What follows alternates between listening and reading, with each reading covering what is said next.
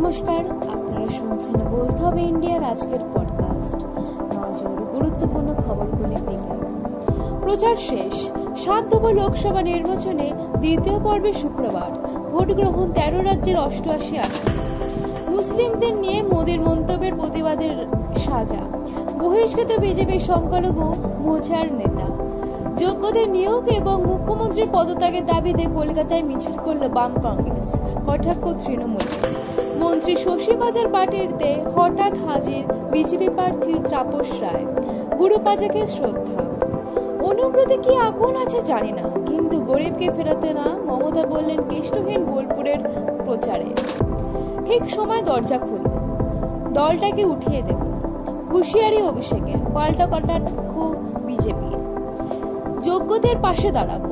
SSC নিয়ে রাজ্যকে দোষে এবার সুপ্রিম কোর্টের পথে এবিটিও। লোকসভা ভোটে লড়বেন সমাজবাদী পার্টির প্রধান অখিলেশ। উত্তরপ্রদেশের কোন কেন্দ্রে জানালো দল। জিন্দিগিকে সাথ ভি। কংগ্রেসের লুট বোঝাতে আইএসএর বিজ্ঞাপনে স্লোগান মোদির বক্তৃতায়।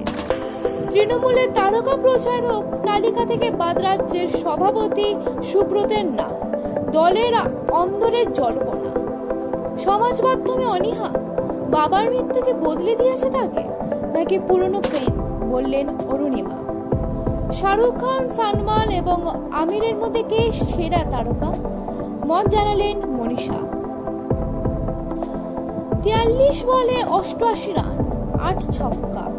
20টি বিশ্বকাপের আগে নির্বাচকদের কাজ সহজ করে দিচ্ছেন রশিদ। 43 বলে 88 আদম্য লড়াই পন্থের জয়ের জন্য শুভমন্দির করতে হবে 225 রান।